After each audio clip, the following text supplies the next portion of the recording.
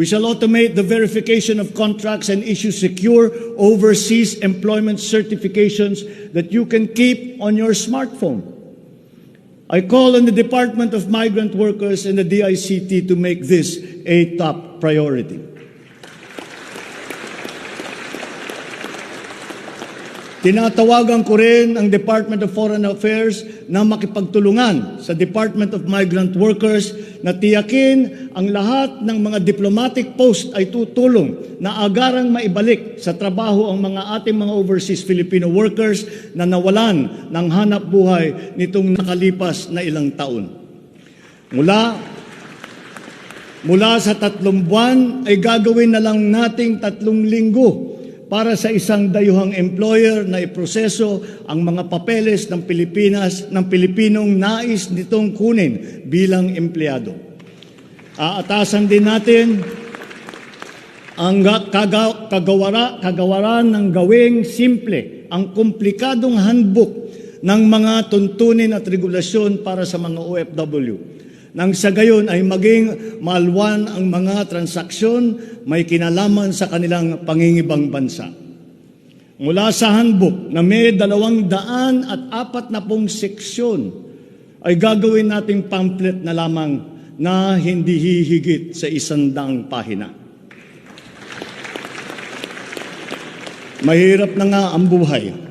Kaya naman, ayaw pa natin makitang lalo pang nahihirapan ang ating mga manggagawang mandarayuhan sa pagtupad sa kanilang mga pangarap. Para sa mga kababayan nating naiipit sa kaguluhan, inaabuso at nanganganib ang buhay, ikinagagalak kong sa ilalim ng aking pamumuno ay ilulunsad natin ang One Repatriation Command Center o ORCC. Ilalaan natin ang isang social media platform ng Department of Migrant Workers at ang hotline upang matulungan agad at maligtas sila mula sa mas higit na kapahamakan. Noon, nangungutang pa ang isang ina ng bawat OFW upang sumakay ng barko para pumunta sa Maynila at mangatok sa iba't ibang ahensya para mapauwi ang anak na inaapi. Ngayon, kami na ang tatawag sa mga magulang ng OFW para sabihin sa kanila ang petsa kung kailan nila mayayakap at makakapiling ang kanilang mga anak.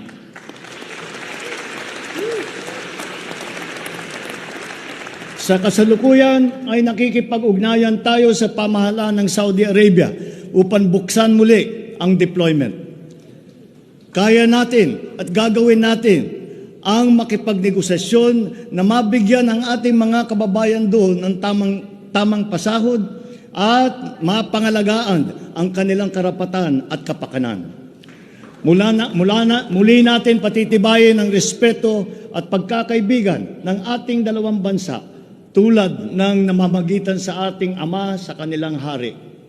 Sa mga susunod na buwan ay magtutungo si Secretary Susan Ople sa Saudi Arabia upang tiyakin na may sapat na puwersang magsisiguro na mabubuksan muli ang empleo sa bansa at para maisulong ang ating kampanya laban sa human trafficking.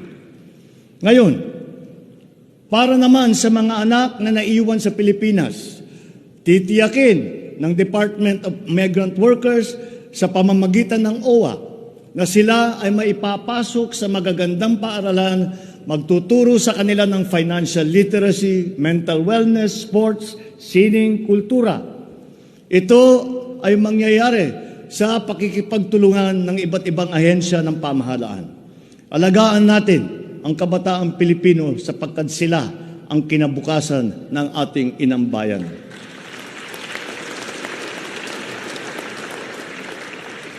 Sa ating mga kababayan na nasa ibang bansa, you deserve a home in government, not only for the money that you send home, but you are not cold tools of the economy. You deserve it for your sacrifices for our country and your perseverance and excellence in the global arena. You OFWs represent the fighting faith of the Filipinos as a nation and as a people. Let us transform your overseas journey into inspirational stories for all time. Thanks to you, our dear legislators, and of course to the man every OFW now refers to as their tatay, President Rodrigo Duterte. You passed the law that created this new home for our OFWs.